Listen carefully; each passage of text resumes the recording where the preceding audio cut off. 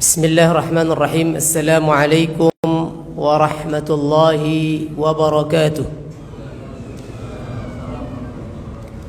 Innal hamdalillah nahmaduhu wa nasta'inuhu wa nastaghfiruh wa na'udzu billahi min shururi anfusina wa sayyiati a'malina. Man yahdihillahu fala mudilla lahu wa man yudlil fala hadiya lahu. Ashhadu an la ilaha illallah wahdahu la sharika lahu وأشهد أن محمدا عبده ورسوله. اللهم صل وسلم على نبينا الكريم محمد بن عبد الله وعلى آله وأصحابه ومن تبعهم بإحسان إلى يوم القيامة. أما بعد فاللهم ارزقنا علما وهدى وتقا وصلاحا يا مجيب السائلين اللهم آمين. أصبحنا على فطرة الإسلام وعلى كلمة الإخلاص وعلى دين نبينا محمد صلى الله عليه وسلم وعلى ملة أبينا إبراهيم حنيفا وما كان من المشركين. اللهم إنا نسألك علما نافعا ورزقا طيبا وعملا متقبلا. Bapak dan Ibu jamaah salat subuh Masjid Al-Ikhlas yang semoga senantiasa dirahmati Allah Subhanahu wa taala. Kembali pagi hari ini kita bersyukur kepada Allah Subhanahu wa taala. Alhamdulillah, Allah Subhanahu wa taala memberikan kita berbagai macam nikmat dan karunia, nikmat iman, Islam, kesehatan dan taufik oleh Allah Subhanahu wa taala sehingga kita masih bisa menjalankan aktivitas ibadah, mempersembahkan ketaatan demi ketaatan kepada Allah Subhanahu wa taala. Yang mudah-mudahan setiap nikmat dan karunia yang menghampiri kita mampu kita maksimalkan sebagai sarana untuk kita tambah dekat dan tambah taat kepada Allah Subhanahu wa taala. Salawat ma'as salam semoga senantiasa tercurahkan kepada junjungan kita Nabi besar Muhammad sallallahu alaihi wasallam, keluarga, sahabat dan juga umat beliau yang senantiasa menapaki jejak beliau hingga yaumil qiyamah nanti. Ikhwatal iman, bapak-bapak dan ibu-ibu, jamaah salat subuh yang senantiasa dirahmati Allah Subhanahu wa taala, melanjutkan kajian kita di tafsir Ayatul Ahkam yang insyaallah pada kesempatan kali ini kita akan membahas terkait dengan kewajiban berperang dalam Islam, masyru'iyatul qital fil Islam, yang Allah Subhanahu wa taala tegaskan dalam surat Al-Baqarah ayat 190 sampai dengan 195. Berperang di jalan Allah Subhanahu wa taala tentunya sangat banyak ragamnya. Di antara berperang di jalan Allah Subhanahu wa taala atau peperangan dalam Islam, ada yang berupa peperangan melawan orang-orang kufar atau menghadapi kaum kufar yang merongrong yang menyerang kaum muslimin. Ini salah satu di antara peperangan dalam Islam. Sebagaimana yang disebutkan oleh Ibnul Qayyim rahimahullah, ada 4 hal yang berkaitan dengan peperangan dalam agama kita. Yang dimulai dari berperang melawan hawa nafsu, kemudian berperang melawan syaitan, berperang melawan kaum kufar, dan berperang melawan orang-orang munafik. Ini di antara peperangan-peperangan yang ada dalam Islam. Berperang melawan hawa nafsu kita. Ini peperangan yang pertama, yaitu ada empat kategori dalam berperang melawan hawa nafsu. Berperang melawan hawa nafsu yang pertama adalah memerangi hawa nafsu kita dengan kita belajar agama, belajar untuk mendapatkan petunjuk dan agama yang benar. Ini tingkatan pertama atau kategori pertama dalam kategori berperang melawan hawa nafsu kita. Jadi yang pertama, peperangan yang kita lakukan untuk memerangi hawa nafsu kita adalah kita bersungguh-sungguh, bermujahadah, bersungguh-sungguh untuk belajar, mencari petunjuk hidayah Allah Subhanahu wa taala dan ilmu yang berkaitan dengan agama yang benar. Kemudian setelah kita mempelajarinya, maka masuk kepada tahapan yang kedua, yaitu mengamalkan apa yang kita pelajari. mengamalkan agama dan petunjuk yang sudah dipelajari. Karena ilmu tanpa amal, maka hidayah yang diusahakan, hidayah yang dipelajari tidak akan ada gunanya, bahkan tidak akan bisa mendatangkan kebahagiaan, namun sebaliknya akan mendatangkan kesengsaraan di dunia dan di akhiratnya Allah Subhanahu wa taala. Maka peperangan melawan hawa nafsu yang pertama adalah dengan mencari dan mempelajari hidayah dan agama yang benar. Maka yang kedua, tahapan yang kedua adalah mengamalkan hidayah, mengamalkan ilmu daripada ilmu terkait dengan agama yang benar yang sudah didapatkan dan sudah dicari tadi. Kemudian selanjutnya yang ketiga baru masuk kepada mendakwahkan, mengajak orang-orang yang setelah kita mengetahui hidayah, mengetahui agama dengan benar, kita amalkan hidayah dan petunjuk serta agama yang benar itu, maka setelahnya kita harus bermujahadah, bersungguh-sungguh. Kita harus mengajak orang-orang di sekeliling kita untuk ikut serta mempelajari dan mengamalkan hidayah, petunjuk dan agama ini. Kemudian yang keempat tahapannya baru kemudian setelah sudah mengajak harus bersabar. Bersabar dalam mengajak atau dalam berdakwah daripada hidayah dan agama yang benar tersebut. Mengajak untuk orang-orang untuk mengamalkan hidayah dan petunjuk serta agama yang sudah diketahui tadi. Kemudian yang selanjutnya berjihad melawan syaitan. Berjihad melawan syaitan ada beberapa tahapan berjihad melawan syaitan. Yang pertama adalah ada dua tahapan paling tidak berjihad kita atau berperang kita melawan syaitan.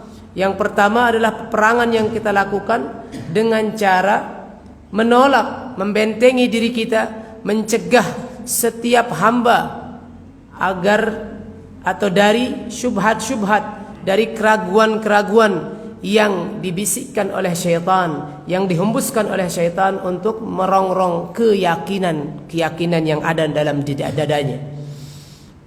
Baru kemudian yang kedua adalah berjihad atau bersungguh-sungguh untuk mencegah syaitan masuk untuk membisikkan keinginan-keinginan agar kita mengikuti hawa nafsu kita, mengikuti syahwat kita dan berbuat menyimpang serta berbuat maksiat kepada Allah Subhanahu wa taala.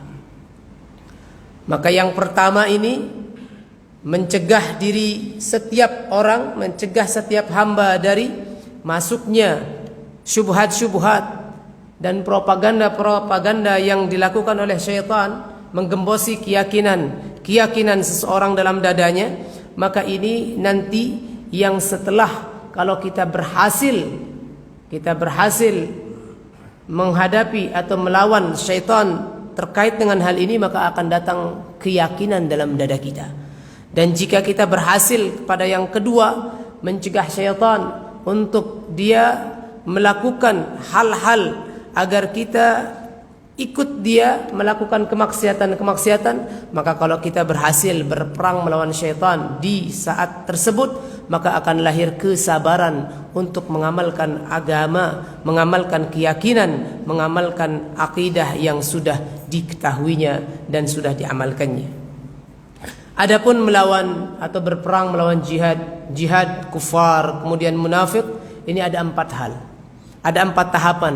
Yang pertama dengan hati, kemudian yang kedua dengan lisan, yang ketiga dengan harta, yang keempat baru dengan jiwanya. Jadi kalau seorang melawan atau berperang dengan orang-orang kufar dan orang-orang munafik, ini ada 4 tahapannya. Jika dia mampu, yang pertama dia harus cegah dengan keyakinannya, dengan hatinya. Kemudian baru masuk kepada tahapan yang kedua. Kalau dia masih mampu dengan hatinya, kemudian mampu dengan yang kedua dengan lisannya. Dia harus bisa berperang dengan lisannya, kemudian dengan hartanya dan dengan jiwanya. Dan hukum berperang melawan orang-orang kufar dan orang-orang munafik ada 2. Yang pertama adalah fardu kifayah. fardu kifayah. Jika sudah cukup ada komunitas kaum muslimin, sudah cukup jumlah yang mencukupi saat ada peperangan yang dilakukan oleh kaum kufar, maka jatuh kewajiban atau gugur kewajiban bagi kaum muslimin yang lainnya. Kalau sudah cukup, namanya fardu kifayah. Namun bisa juga kemudian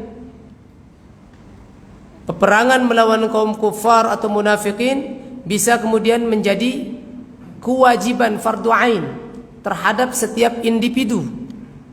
Kapan? Dalam 4 hal.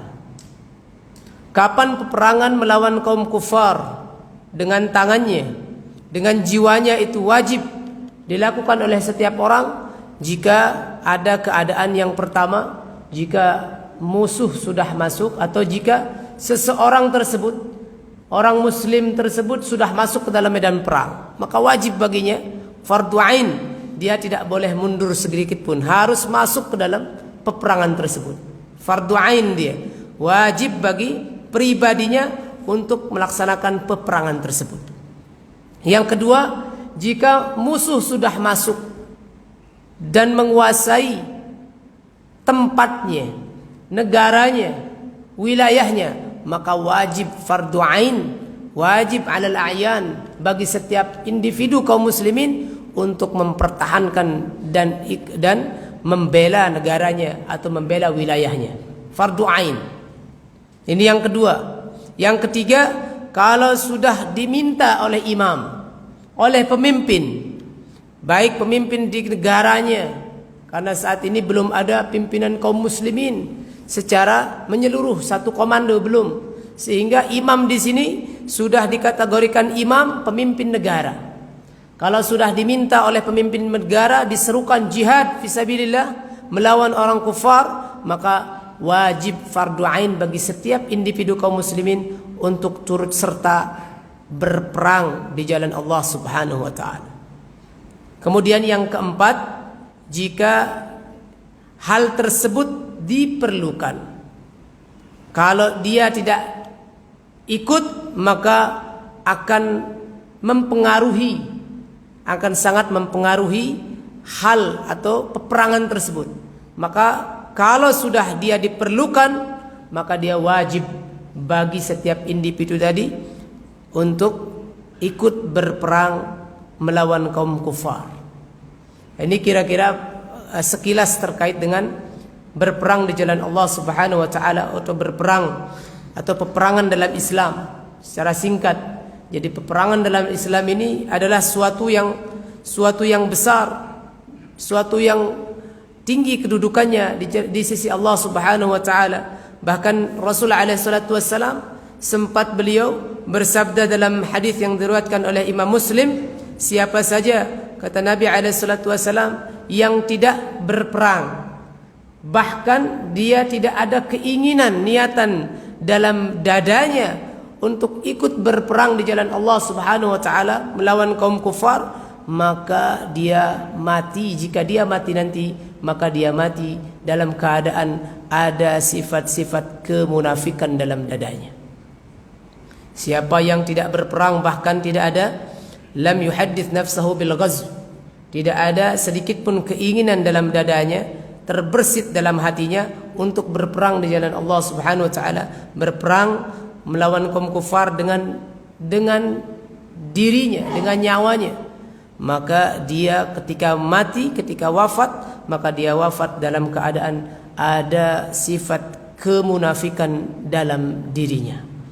Bahkan saking pentingnya jihad fisabilillah, para ulama kita ingin menempatkan jihad ini merupakan bagian daripada rukun Islam. Saking pentingnya jihad fisabilillah, dan kategori jihad fisabilillah, berperang di jalan Allah Subhanahu wa taala, yang paling harus diperhatikan adalah niatannya. Niatan berperang di jalan Allah Subhanahu wa taala hanya satu, yaitu untuk meninggikan kalimat Allah Subhanahu wa taala, li'ila'i kalimatillah, membawa panji Allah Subhanahu wa taala, bukan membawa embel-embel pribadi, embel-embel golongan ataupun komunitas, agar dikatakan dia yang paling berani, dikatakan pahlawan, dikatakan kelompok yang paling getol membela Islam. Tidak. Niatan jihad, niatan berperang di jalan Allah Subhanahu wa taala adalah satu, untuk membela agama Allah Subhanahu wa taala, meninggikan kalimat Allah Subhanahu wa taala dan membawa panji Allah Subhanahu wa taala, agama yang dibela. Maka sangat kita diwanti-wanti oleh Rasul alaihi salatu wassalam dalam hadis yang sering kita dengarkan bersama, saat seorang hamba dihadapkan kepada Allah Subhanahu wa taala, kemudian dia ini adalah orang yang salah satunya adalah dia orang yang gugur di medan perang, orang yang syahid fi sabilillah. Maka saat dihadapkan kepada Allah Subhanahu wa taala, dihisab di hadapan Allah Subhanahu wa taala terkait dengan apakah dia sudah diberikan kenikmatan di dunia. Dia pun mengakui kenikmatan itu dan dia mengatakan, bahkan aku berperang dulu, aku berperang untukmu ya Allah. Sehingga kemudian Allah Subhanahu wa taala katakan, engkau berdusta, dan yang harusnya balasan daripada orang yang berperang di jalan Allah dan mati syahid adalah surga tanpa hisab. Namun orang tersebut karena dia, kata Allah Subhanahu wa taala, berdusta, dia berperang dan mati syahid pada saat itu bukan untuk Allah Subhanahu wa taala, bukan untuk membela agama Allah, tapi kata Allah Subhanahu wa taala, engkau berperang dulu agar dikatakan engkau adalah orang yang berani, engkau adalah pahlawan. Maka akibatnya ya ikhwatal iman, orang tersebut dicampakkan, dibuang ke nerakanya Allah Subhanahu wa taala, wal iyadu billah. Sehingga ikhwatal iman yang harus diperhatikan dalam berperang di jalan Allah Subhanahu wa taala, saat kita sudah bisa mengorbankan bahkan harta dan jiwa kita, maka harus dipasang betul niatan yang ikhlas karena Allah Subhanahu wa taala. Niatannya hanya satu, membela agama Allah Subhanahu wa taala. Saat ini misalkan yang belum bisa ikut berperang melawan kufar, penjajahan di belahan bumi sana, saudara-saudara kaum muslimin kita yang di Palestina, namun qadar Allah kita mempunyai sedikit harta, niatannya tolong dipasang dengan baik. Niatannya ini adalah untuk membantu saudara kita agar terbebas dari penjajahan dan mereka merdeka untuk mengamalkan agama dengan baik. Niatnya dipasang dengan benar, bahwa niatannya hanya untuk membela agama Allah. Harta yang dikeluarkan, dukungan yang diberikan, itu niatkan untuk menegakkan dan meninggikan panji Allah Subhanahu wa taala. Jangan sampai ada niatan agar dia dikatakan orang yang dermawan, orang yang gemar membantu saudaranya dan lain sebagainya. Dihindarkan niatan-niatan duniawi yang menipu dan menyesatkan hatinya dari mendapatkan keridhaan Allah Subhanahu wa taala. Dipasang niat dengan benar. Maka insya Allah ketika sebuah peperangan yang didasari dengan niatan yang benar untuk membela panji Allah Subhanahu wa taala, untuk meninggikan kalimat Allah Subhanahu wa taala, maka insya Allah orang tersebut ketika gugur dalam medan perang, maka dia dikategorikan syahid dan akan mendapatkan balasan surganya Allah Subhanahu wa taala. Ketika hartanya digunakan untuk berperang dan hartanya ini diniatkan untuk membela dan menegakkan agama Allah di belahan bumi sana, maka insya Allah harta tersebut akan menjadi saksi di hadapan Allah Subhanahu wa taala. Bahkan sebagaimana yang Rasul alaihi salatu wasallam sabdakan, faman, siapa saja yang mempersiapkan orang yang berperang baik dengan harta dan lain sebagainya, maka dia sama pahalanya dengan orang yang berperang. Maka mudah-mudahan siapapun yang kita bisa lakukan untuk membantu saudara-saudara muslim kita, karena belum ada kondisi saat ini peperangan ini fardu ain buat kita, maka apapun yang bisa kita lakukan paling tidak adalah doa yang kita kirimkan, harapan-harapan, doa-doa yang kita panjatkan kepada Allah Subhanahu wa taala, mengiringi perjuangan mereka agar segera mereka mendapatkan kemenangan untuk tegak panji-panji dan agama Allah Subhanahu wa taala di Palestina sana. Maka ini pun kita lakukan Kalau doa yang hanya bisa kita lakukan doa. Apapun yang kita bisa lakukan untuk membantu agama Allah Subhanahu wa taala. Baik ikhwatal iman, selanjutnya mari kita kaji bersama terkait dengan kewajiban berperang di dalam Islam melalui surat Al-Baqarah dari 190. Allah Subhanahu wa taala berfirman, a'udzubillahi minasyaitonir rajim.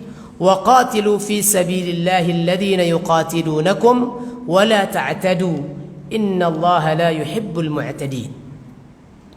Dan perangilah di jalan Allah Subhanahu wa taala, dan berperanglah di jalan Allah Subhanahu wa taala. Alladzina yuqatilunakum, orang-orang yang memerangi kamu. Wala ta'tadu, tapi jangan melampaui batas. Innallaha la yuhibbul mu'tadin. Sesungguhnya Allah Subhanahu wa taala tidak menyukai orang-orang yang melampaui batas.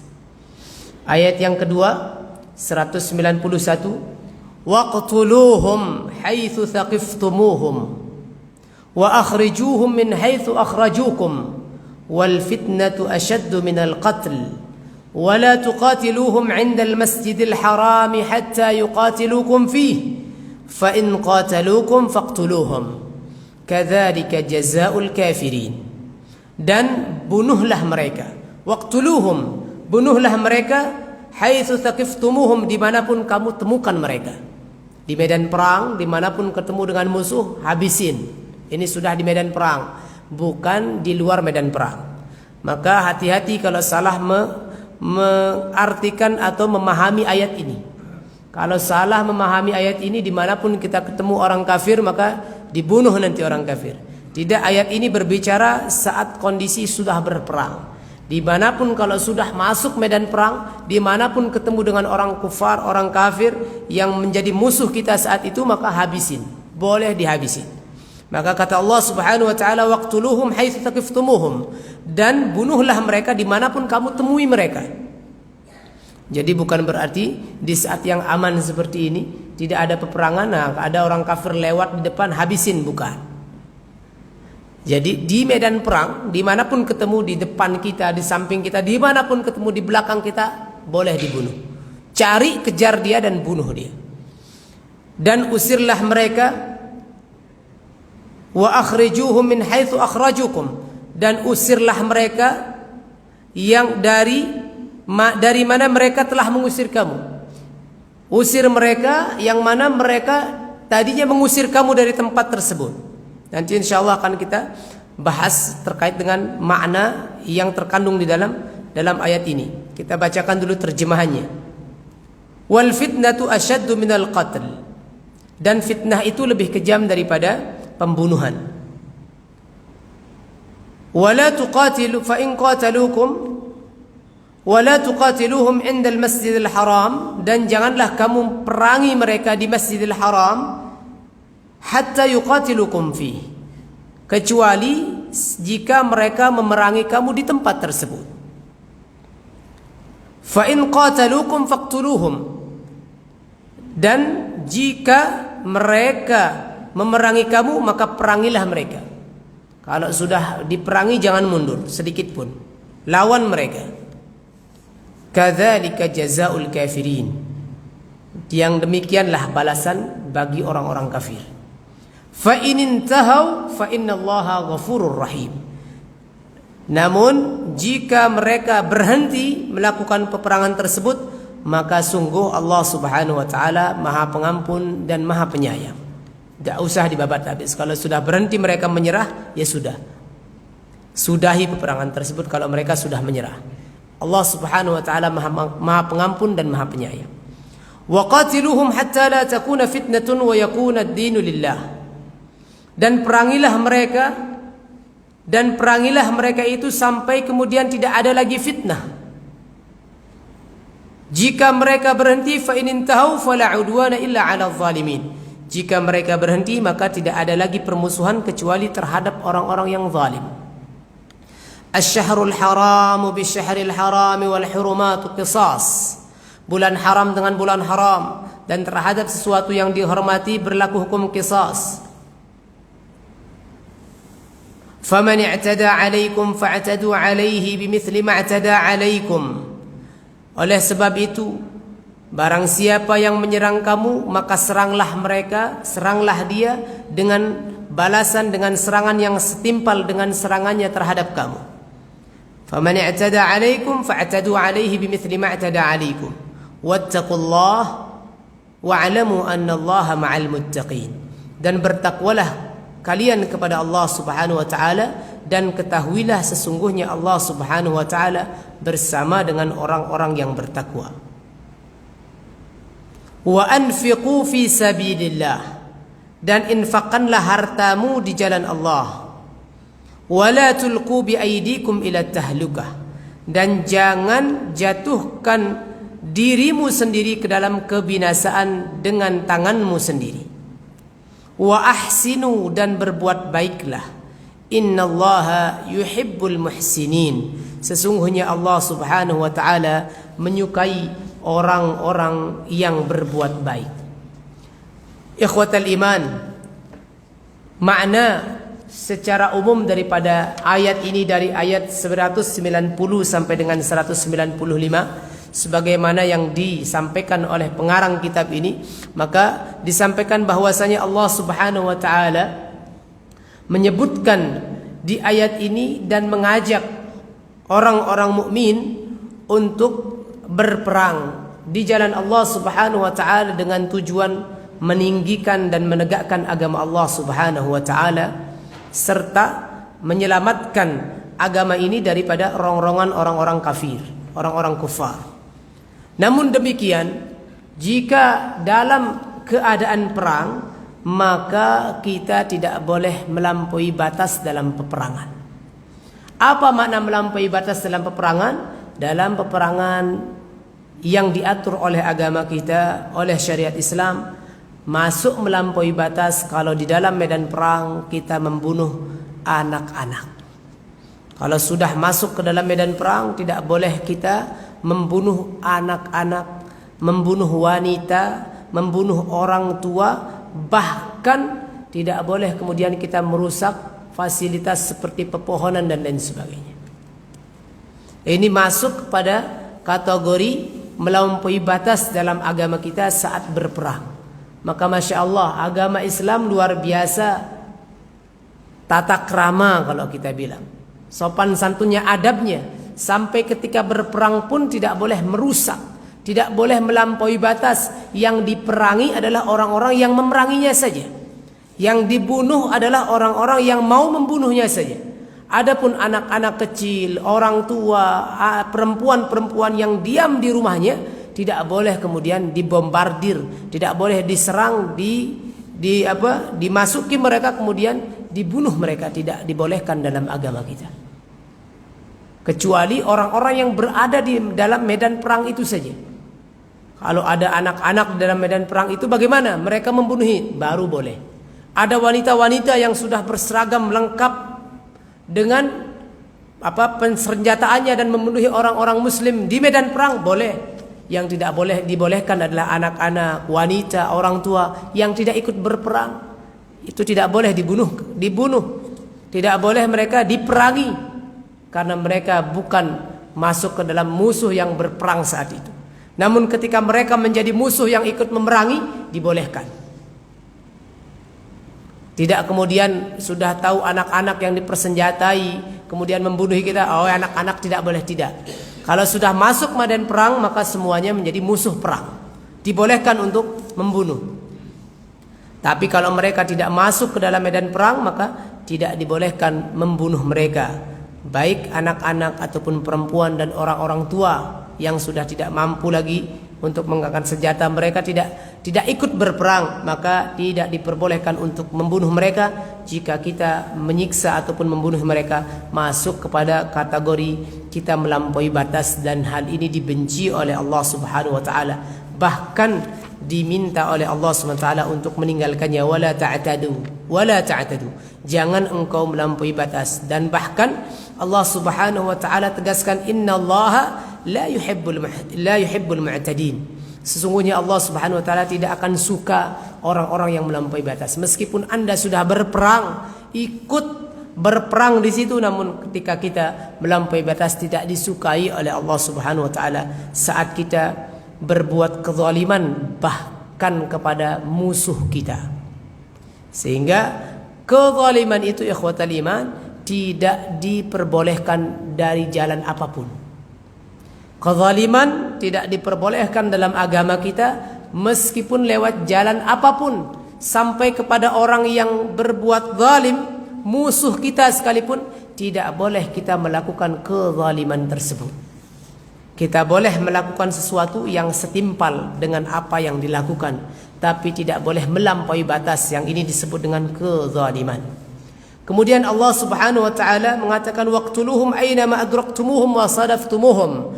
Bunuhlah mereka, perangi mereka dimanapun kamu temukan mereka saat engkau berada di dalam medan perang. Saat sudah berhadapan, tidak lagi ada pilih, tebang pilih, tidak ada. Siapapun yang ketemu di hadapannya, di samping yang sudah bisa dilihat, dilawan, dihabisin boleh. Bunuh mereka, kata Allah Subhanahu wa taala. Jangan kemudian wala yasuddannakum anhum annakum fi ardil haram. Kemudian jangan juga menghalangi kalian bahwa kalian telah berada di tanah yang suci. Tidak boleh dilakukan peperangan di sini. Kalau memulai tidak dibolehkan. Kita berada sedang di tanah haram. Sehingga kata Allah Subhanahu wa taala, "Wala tuqatiluhum 'indal Masjidil Haram." Jangan perangi mereka saat kamu berada dalam Masjidil Haram. Hatta yuqatilukum fi. Namun kalau sudah ada kondisi mereka masuk ke dalam Masjidil Haram, mereka memerangi kalian di sana, maka tidak ada kata mundur. Harus ikut memerangi mereka, lawan mereka. Wa akhrijuhum. Tidak boleh kemudian kita menyerah. Tidak boleh kemudian kita terhalang karena kita berada dalam Masjidil Haram atau tanah yang suci, kemudian tidak boleh melawan. Tidak. Kalau sudah diserang harus dilawan dimanapun kita berada. Wa akhrijuhum minal makan alladhi akhrajukum minhu. Dan usirlah mereka. Usir mereka dimanapun mereka mengusir kita. Sampai ketika kita berada di Makkah. Ini konteksnya waktu Nabi SAW berada di Makkah. Sampai ketika Nabi SAW berada di Makkah waktu itu sekalipun, di tanah kelahirannya, saat diusir dari sana, maka wajib mengusir mereka, mempertahankan tanah kelahiran mereka, dan usir mereka yang penjajah atau perebut itu. Alladzi akhrajukum minhu zulman wa adwanan, yang telah merampas tanah airmu, tanah kelahiranmu dengan secara zalim dan dengan mengadakan permusuhan kepadamu. Wal fitnatu asyaddu minal qatl. Dan fitnah ini lebih besar, lebih keras daripada pembunuhan. Apa yang dimaksud dengan fitnah? Fitnah itu adalah ibtila, ujian, cobaan, musibah itu lebih berat daripada pembunuhan. Fitnah, ujian, ibtila, cobaan kepada orang-orang mukmin, bahkan siksaan yang diberikan kepada mereka, siksaan yang luar biasa yang diberikan kepada mereka, dikeluarkan mereka dari tanah kelahirannya, kemudian diambil, dirampas harta mereka, bahkan disiksa mereka fisiknya, ini lebih jelek, lebih keras daripada peperangan yang dilakukan. Kalau berperang hanya masuk medan perang, korban jiwanya saja. Kalau cobaan, ujian, disiksa, dirampas hartanya, dijajah tanah kelahirannya, ini lebih berat daripada berperang. Sehingga dikatakan al-fitnatu asyaddu minal qatl.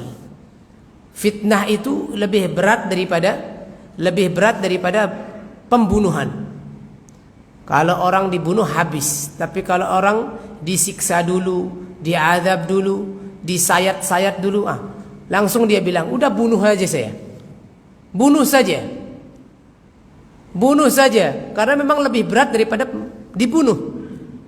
Lebih sadis atau lebih berat siksanya, sakitnya dirasakan ketimbang langsung dibunuh. Sehingga dikatakan al-fitnatu asyaddu minal qatl. Orang yang sakit Pak, orang yang sudah luar biasa menahan sakitnya, itu lebih selalu minta udah lebih enak meninggal saja, mati saja lebih enak. Karena memang cobaan itu ibtila, ujian yang untuk daripada azab atau yang menyakitkan itu memang lebih berat daripada dibunuh sekalipun, daripada mati kalau bahasa kita. Sehingga orang yang sakit pun, yang parah sekali sakitnya, itu lebih senang dia meminta mati kepada Allah Subhanahu wa taala. Padahal mati pun lebih berat juga itu. Ketika dicabut nyawanya berat juga sebenarnya.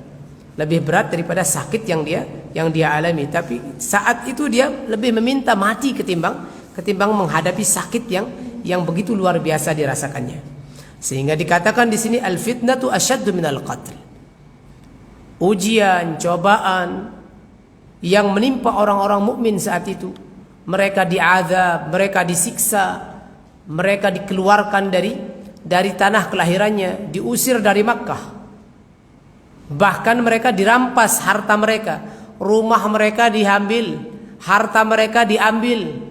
Mereka hanya diusir begitu saja, disiksa sampai kemudian mereka ada yang bisa melarikan diri, bahkan ada yang ikut Nabi dan ikut diam-diam mendahului Nabi untuk hijrah ke Madinah saat itu, karena mereka disiksa, diambil hartanya dan lain sebagainya.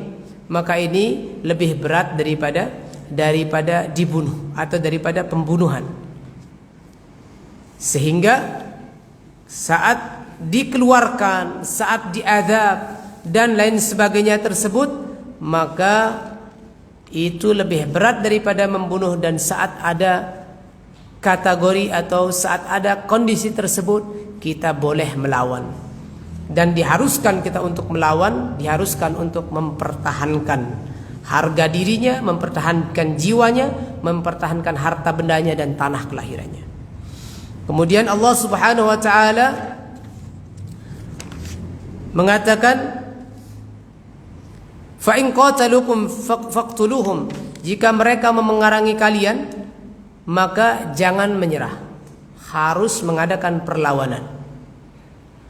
Dimanapun mereka mengadakan atau menyerang kalian, bahkan di Masjidil Haram ataupun dimanapun, di tempat-tempat yang kalian sucikan, di tempat-tempat yang tidak boleh tadinya berperang di sana, tapi kalau mereka mendahului itu dan menyerang kalian, maka wajib tidak boleh menyerah, harus dilawan.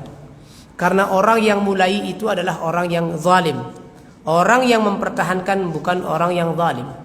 Orang yang mempertahankan tanah kelahirannya, orang yang mempertahankan hartanya, orang yang membela tanah kelahirannya, orang yang membela diri daripada dibunuh, mereka bukan teroris.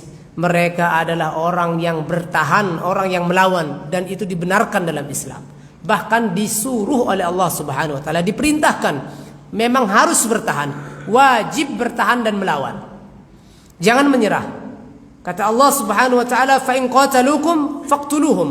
Kalau mereka sudah menyerang, membunuh kalian, maka wajib fardu ain di sini. Bagi setiap individu yang mampu untuk ikut berperang, wajib mereka ikut mempertahankan dan melawan kezaliman tersebut. Fa in intahau fala udwana illa 'alal zalimin. Jika mereka sudah menyerah, berhenti melakukan peperangan itu, maka tidak kemudian sudah kita juga ikut berhenti. Tidak kemudian kalau mereka berhenti kita kemudian menyerang, tidak. Kalau mereka berhenti mengadakan permusuhan itu, fa innallaha ghafurur rahim, maka Allah Subhanahu wa taala Maha Pengampun dan Maha Penyayang. Maka kita pun ikut berhenti, tidak kemudian kita melampaui batas. Makanya Masya Allah, orang-orang mukmin ini luar biasa. Dalam syariat Islam ini tidak ada satupun kezaliman yang dibenarkan. Sampai ketika diserang, yang dibolehkan hanya melawan saja, bertahan untuk sekedar sejauh mereka menyerang. Kalau mereka berhenti menyerang, ya sudah, tidak boleh kemudian menyerang duluan, atau kita tidak boleh menghabisin duluan.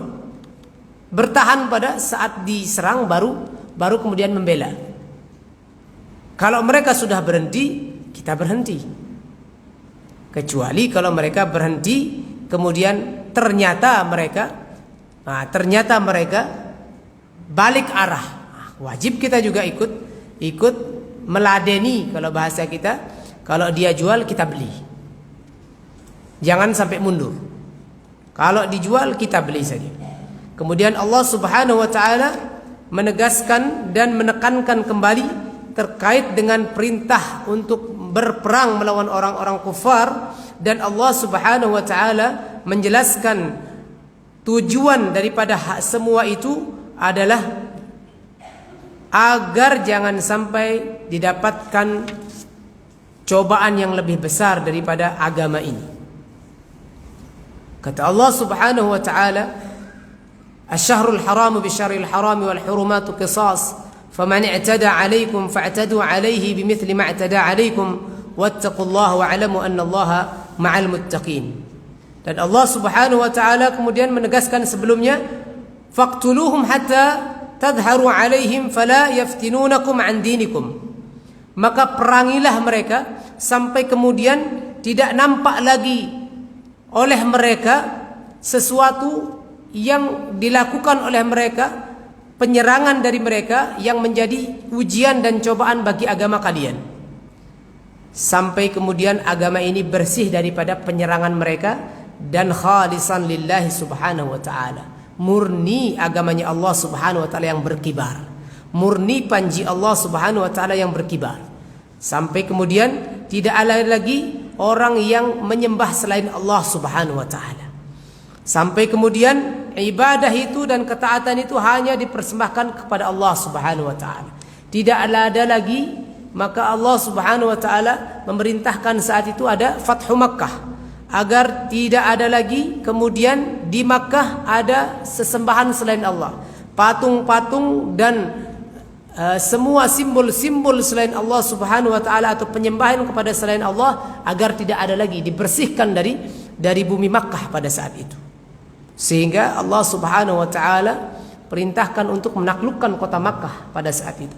Maka dimanapun kita berada, saat mereka orang-orang kufar melakukan penyerangan, bahkan merampas tanah kelahiran kita atau negara kita, maka wajib bagi kita untuk memerangi mereka dan mengusir mereka sampai kita rebut tanah kelahiran itu dan berkibar kembali panji Allah Subhanahu wa taala di sana. Kemudian Allah Subhanahu wa taala mengabarkan kepada kita bahwasanya orang-orang musyrik, orang-orang kufar dengan kegigihan mereka untuk menyakiti, untuk mengusir orang-orang mukmin, mereka itu fa'alu ma huwa ashaddu qubhan minal qatli. Mereka melakukan hal-hal yang lebih parah daripada memerangi, yaitu dengan menyakiti, merampas dan hal-hal tersebut tadi. Orang-orang yang saat ini kaum muslimin yang saat ini dirampas harta mereka, dirampas tanah kelahiran mereka, dihancurkan rumah mereka, orang-orang muslim, anak-anak, orang tua, perempuan-perempuan yang tidak ikut berperang saat ini, maka ini sungguh pemandangan yang menyayat hati setiap mukmin harusnya. Ini sudah kezaliman yang luar biasa. Tidak dibenarkan dalam agama, bahkan secara manusiawi, kemanusiaan saja tidak dibenarkan, apalagi sudah masuk ke ranah agama. Apa yang dilakukan oleh Zionis saat ini, musuh-musuh Islam di sana, untuk menghancurkan bahkan membombardir rumah-rumah orang-orang yang tidak ikut berperang. Yang menjadi korban adalah anak-anak, menjadi korban adalah perempuan-perempuan yang tidak berdaya, bahkan orang tua yang tidak berdaya. Kita saksikan rumah sakit, fasilitas umum, sampai anak-anak yang masih di inkubator, ratusan orang bahkan ribuan jumlahnya, luar biasa tersiksanya mereka. Hadhihi asyaddu minal qatl. Ini lebih parah, lebih berat daripada peperangan itu sendiri. Maka orang-orang mukmin wajib, yang pertama adalah yang berada di situ, wajib fardu ain bagi mereka, setiap individu dari mereka untuk melawan hal tersebut, melawan kezaliman tersebut, melawan penindasan tersebut. Ini sudah fardu ain masuk kepada mereka di sana.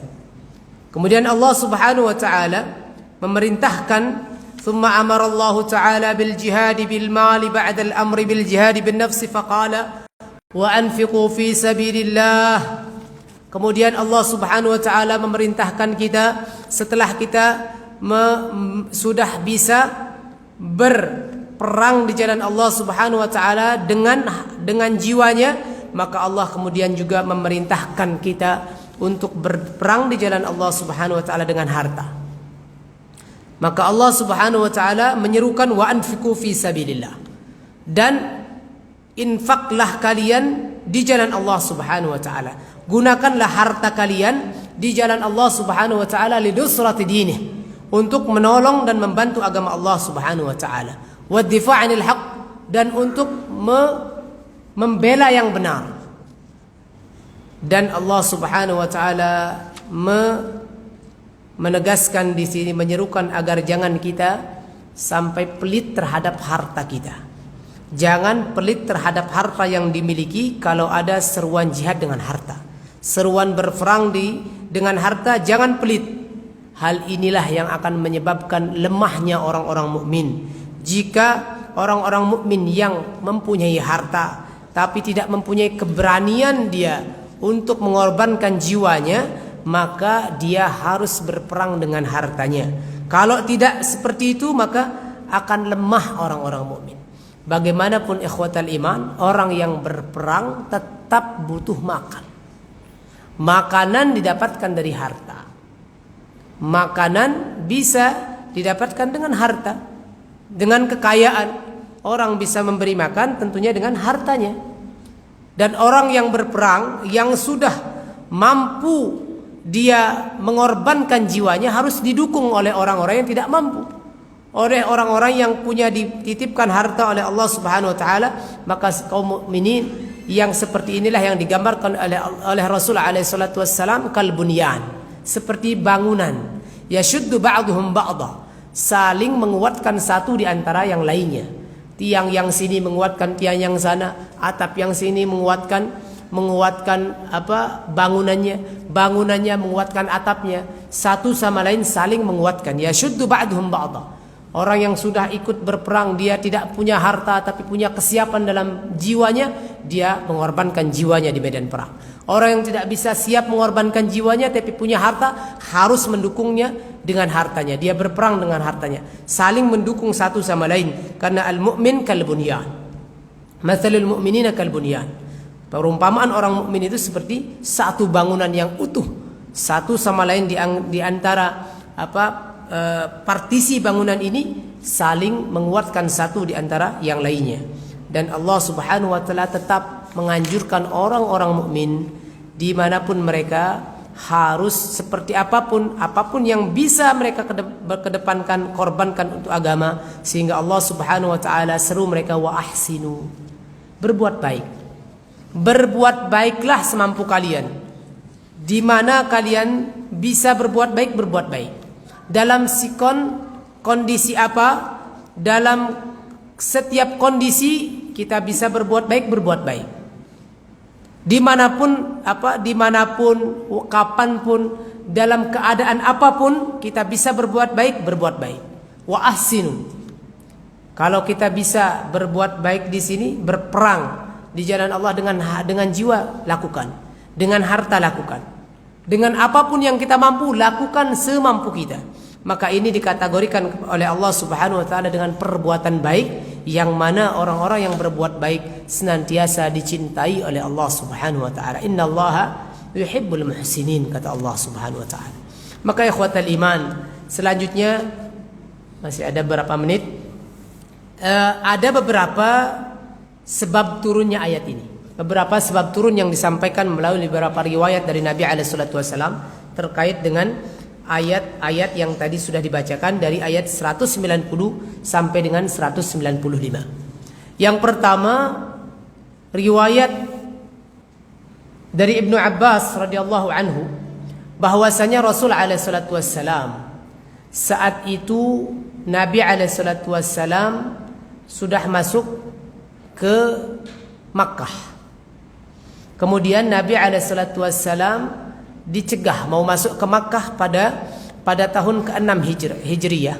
Setelah Nabi hijrah ke Madinah pada tahun ke-6, maka Nabi sallallahu alaihi wasallam ingin mengadakan umrah. Kemudian dicegah oleh orang-orang kufar Quraisy. Beliau tidak bisa kemudian masuk ke Makkah. Sampai kemudian Rasul SAW mengadakan penyembelihan di Hudaybiyah. Dan kemudian beliau SAW mengadakan perjanjian di situ, di Hudaybiyah, yang dikenal dengan perjanjian Hudaybiyah, yang mengatakan bahwasanya orang-orang mukmin tidak boleh tahun ini masuk ke Makkah, boleh tahun yang akan datang. Sehingga Nabi SAW pada saat itu berhenti sampai di Hudaybiyah. Kemudian saat tahun setelahnya, sesuai dengan perjanjian orang-orang kafir pada saat itu, pada saat Rasul SAW sudah mengadakan persiapan dan ingin berangkat ke Makkah, maka para sahabat kemudian merasa ragu dan takut bahwa orang-orang kafir Quraisy tidak akan memenuhi janji mereka sebagaimana yang sudah mereka sepakati. Bahkan mereka khawatir bahwa kafir Quraisy nanti akan mencegah mereka dan memerangi mereka di saat mereka tiba di situ. Padahal saat itu adalah waktu bulan haram, Ashhurul Hurum, bulannya haji. Waktu itu adalah bulan haji, sehingga orang-orang mukmin, para sahabat Nabi tidak mau kemudian berperang di waktu itu, karena waktu itu adalah waktu bulan haram, bulan yang tidak dibolehkan, bulan yang suci, Ashhurul Hurum, yang tidak dibolehkan untuk berperang pada saat itu. Maka kemudian di saat itulah Allah Subhanahu wa taala turunkan ayat surat Al-Baqarah, ayat waqatiluhum haitsu taqiftumuhum, waqatiluhum fi sabilillah alladzina yuqatilunakum. Jadi ayat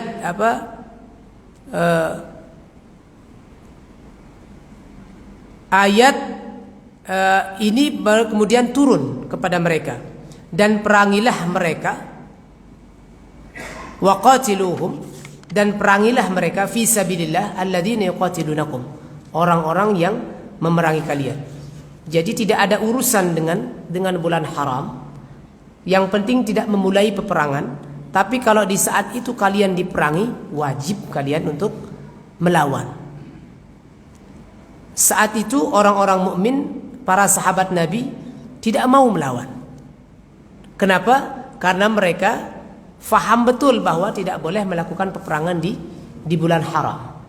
Namun karena kalau mereka dikatakan oleh Allah Subhanahu wa taala, disampaikan kepada Nabi, kalau mereka memerangi waktu itu, lawan, perangi mereka.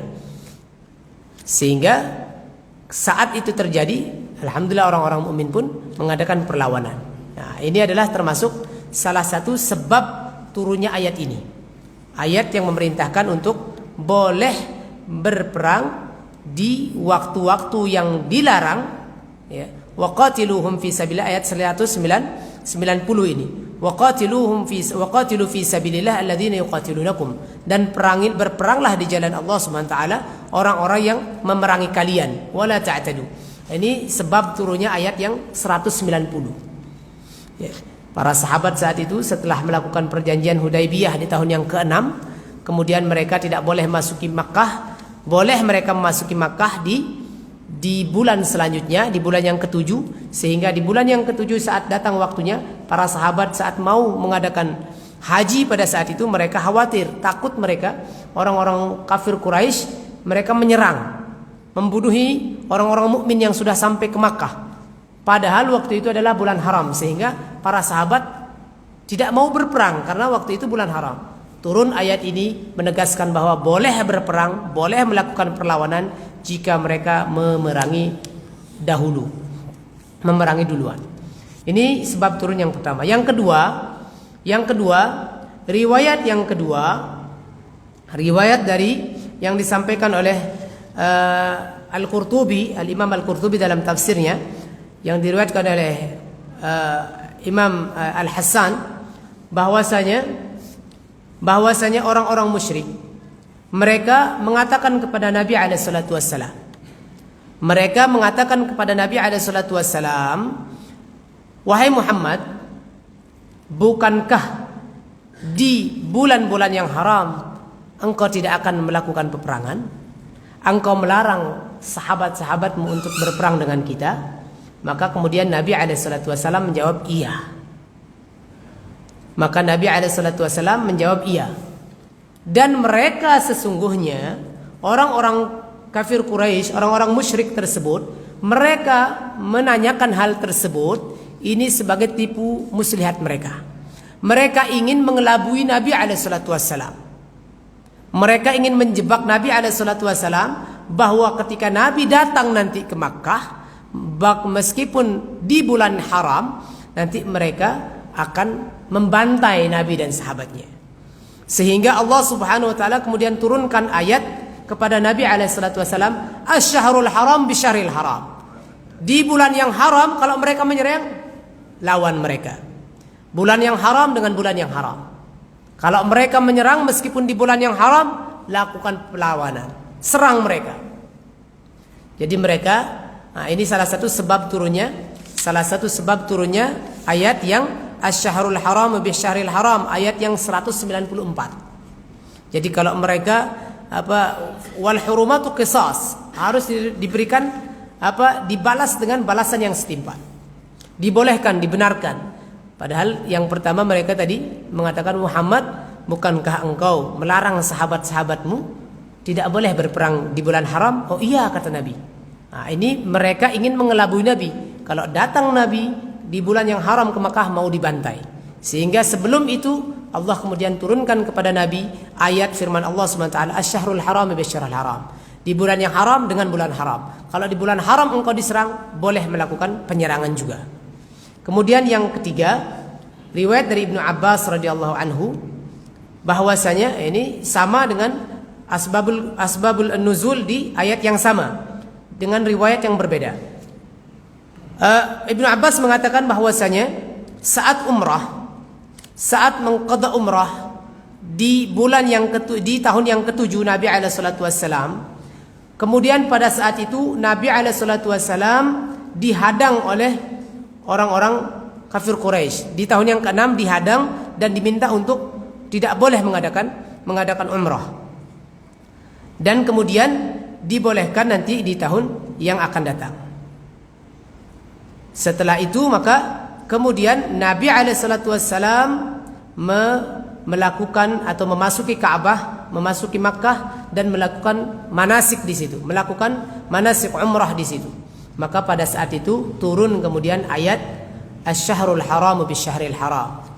Ya, saat Nabi di bulan yang ke-6 dicegah dan tidak dibolehkan untuk umrah, kemudian di bulan yang ke-7 Nabi masuk ke Makkah, Nabi melakukan manasik di situ, kemudian turun ayat. Ini riwayat yang kedua yang menjelaskan tentang sebab turunnya ayat yang 194, asy-syahrul haram bisyahril haram. Yang pertama tadi sebab pertanyaan orang musyrik, orang kafir Quraisy untuk mengelabui Nabi. Kalau Nabi memerintahkan untuk tidak melakukan peperangan di bulan yang haram. Nah, ini untuk mengelabui Nabi nanti kalau Nabi hadir kemudian dilakukan penyerangan, Nabi kemudian tidak mau membalas. Karena dilarang, para sahabat pun tidak mau membalas karena dilarang. Kemudian diturunkan oleh Allah SWT boleh melakukan perlawanan itu meskipun di bulan yang haram dengan menurunkan ayat yang 194. Riwayat yang kedua yang menerangkan tentang asbabun nuzul, ayat ini turun saat Nabi sudah masuk ke Makkah, kemudian sudah melakukan manasik di situ. Maka turun ayat ini. Ini riwayat yang kedua. Kalau tadi setelah ada pertanyaan yang untuk mengelabui Nabi oleh orang-orang musyrik. Kemudian yang keempat, yang terakhir, sebab turunnya ayat yang wa anfiqu fi sabilillah. Sebab turunnya ayat wa anfiqu fi sabilillah, ya. Pada saat itu di saat itu ada ini riwayatnya dari sahabat, dari yang disampaikan oleh oleh Ibnu Jarir At-Tabari dalam tafsir beliau, disampaikan dalam tafsir beliau bahwasanya saat itu orang-orang muslim di Konstantinia, di Romawi. Waktu itu mereka berada di Romawi. Saat itu kaum Romawi mengerahkan pasukannya dalam jumlah yang sangat besar. Ya, jumlah yang sangat banyak. Kemudian kaum muslimin pun mengerahkan pasukan yang besar juga pada saat itu, yang setara. Bahkan kaum mukminin jauh lebih besar pada saat ingin menaklukkan Konstantinopel, jauh lebih besar pasukannya dengan pasukan orang-orang Romawi. Sehingga kemudian pasukan muslim yang di Mesir itu dikomandai oleh siapa? Oleh Uqbah bin Amir. Dan pasukan yang lainnya dikomandani oleh Fadalah bin Ubaid. Ya. Pada saat itu tiba-tiba seorang prajurit muslim saat sudah mau berhadapan, salah satu prajurit muslim langsung menerobos pasukan Romawi masuk ke tengah-tengahnya. Satu orang langsung menerobos ke pasukan Romawi, sehingga pasukan muslim yang lainnya berteriak mereka, subhanallah, ini orang tersebut ini dia menjatuhkan dirinya kepada kebinasaan. Ini wala tulqu bi'aidikum ila tahlukah wa anfiqu fi sabilillahi wala tulqu bi'aidikum ila tahlukah. Pada saat itu Abu Ayyub Al-Ansari sedang berada di tengah pasukan tersebut. Mendengar teriakan orang-orang mukmin, pasukan muslimin yang melihat ada seorang prajurit yang menerobos pasukan Romawi yang mengatakan, subhanallah, orang ini benar-benar telah membinasakan dirinya sendiri. Maka pada saat itu Abu Ayyub Al-Ansari yang mendengar mengatakan, ya ayuhan nas, wahai manusia, wahai kaum orang-orang mukmin, kalian telah menafsirkan ayat ini dengan salah.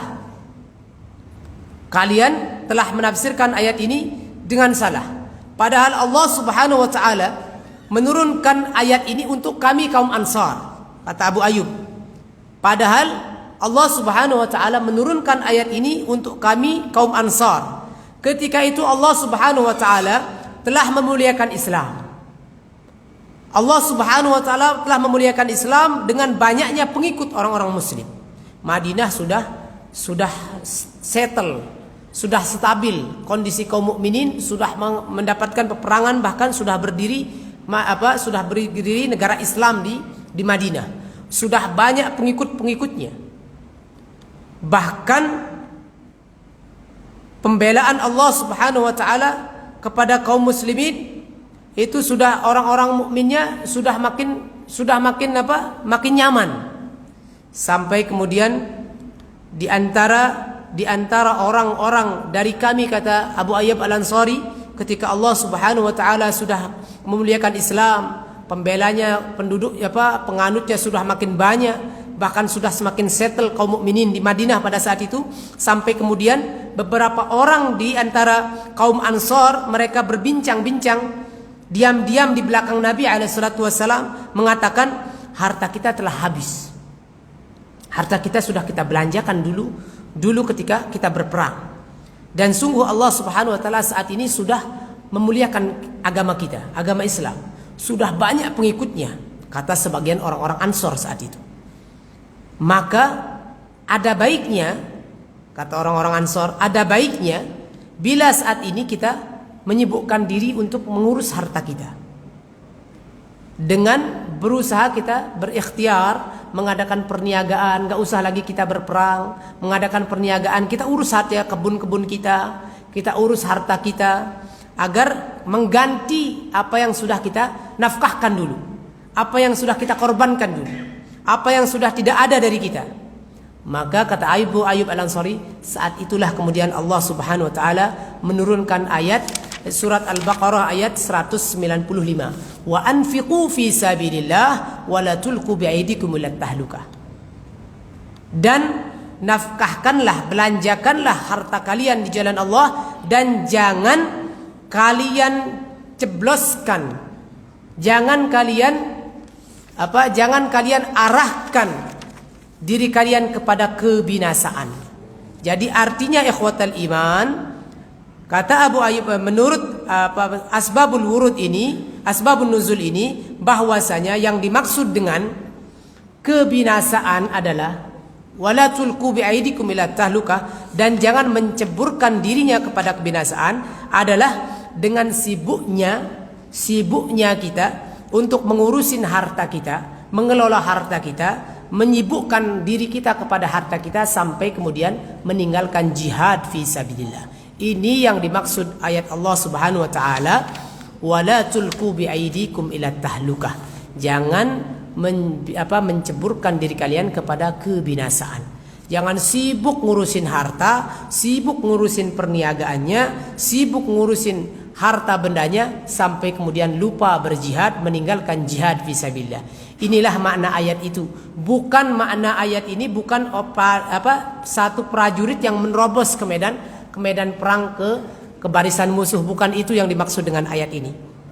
Yang dimaksud dengan mencebloskan diri kepada kebinasaan adalah lalai daripada berperang di jalan Allah, meninggalkan jihad fisabilillah dengan sibuk mengurusi harta benda kita, sibuk mengurusi urusan kita, bisnis kita. Ada seruan jihad, ada musuh sudah masuk, sudah merongrong, kita masih sibuk kemudian ngurusin harta bendanya, ngurusin bisnisnya, ngurusin perniagaannya. Ini yang tidak dibenarkan, dan ini yang dikategorikan oleh Allah Subhanahu wa taala menceburkan diri kepada kebinasaan. Wallahu taala a'la wa a'lam bisawab. Demikian yang bisa disampaikan. Mohon maaf agak lambat lewat banyak sekali. Tapi insyaallah mudah-mudahan ada manfaatnya dari apa yang tadi disampaikan terkait dengan kewajiban berperang dalam Islam, dan juga beberapa hal yang disampaikan dari makna ayat surat Al-Baqarah ayat 190 sampai dengan 195, dan juga sebab-sebab turunnya ayat ini. Beberapa ayat tadi termasuk ayat 190 dan 194 dan 195 tadi sudah disampaikan. Ada beberapa riwayat yang disampaikan oleh para sahabat terkait dengan turun ayat tersebut.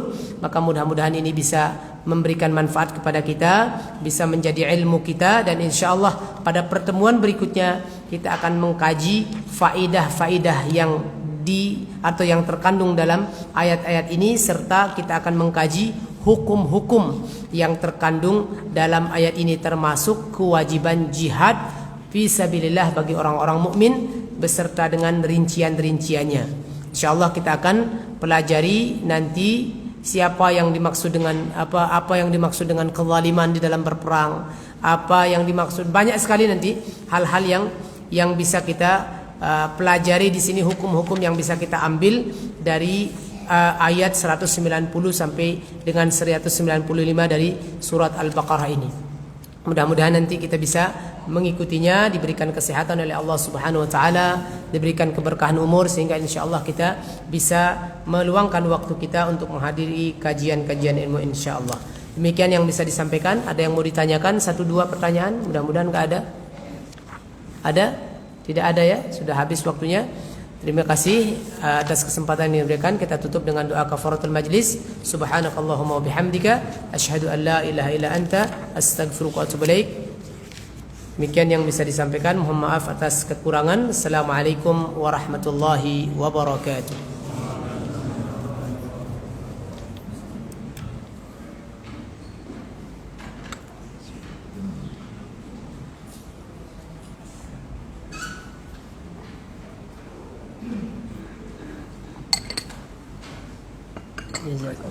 Siap perang. Nah,